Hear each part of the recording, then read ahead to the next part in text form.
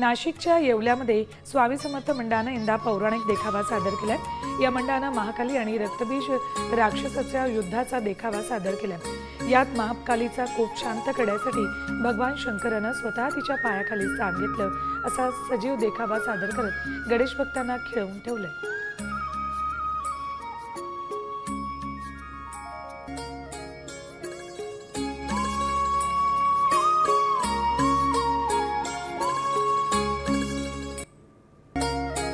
नाशिककरांच्या घरगुती गणेश देखाव्यामध्ये यंदा कुंभमेळ्याच्या देखाव्याला स्थान मिळाले।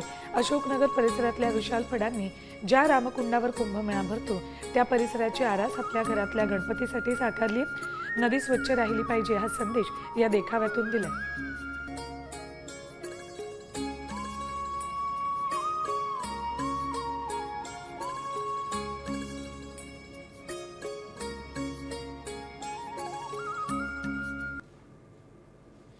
बीडच्या इन्फंट इंडिया आनंदग्राम या प्रकल्पात डॉक्टर बारगजेंनी वटवृक्षातच गणेशाची मूर्ती रेखाटली।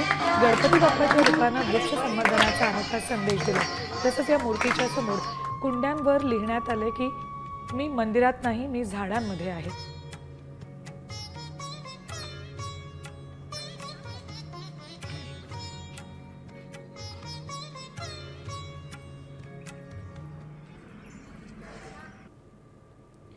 भंडाऱ्यातल्या प्रसिद्ध रांगोळी चित्रकार चित्रा वैद्य यांनी बालगणेश बाप्पाचं 3D रांगोळीतून प्रतिकृती साकारली। आजपर्यंत त्यांनी अनेक चित्र रांगोळीतून रेखाटली आहेत।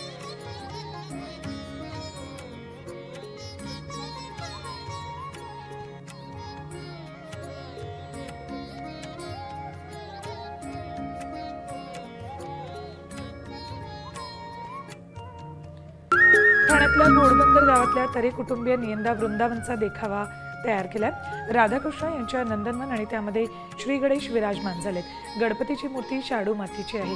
यंदा तरे कुटुंबियांचं गणेश उत्सवाचं 71वे वर्ष आहे।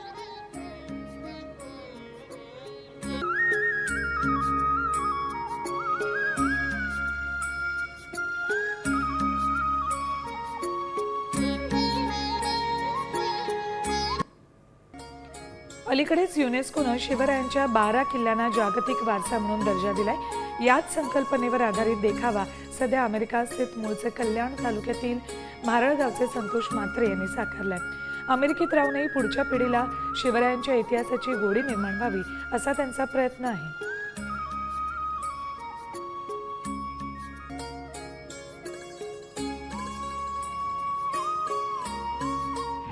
आता isakal.com आहे देशातील नंबर 1 ची मराठी न्यूज वेबसाईट। प्रत्येक अपडेटसाठी isakal.com ला नक्की भेट द्या।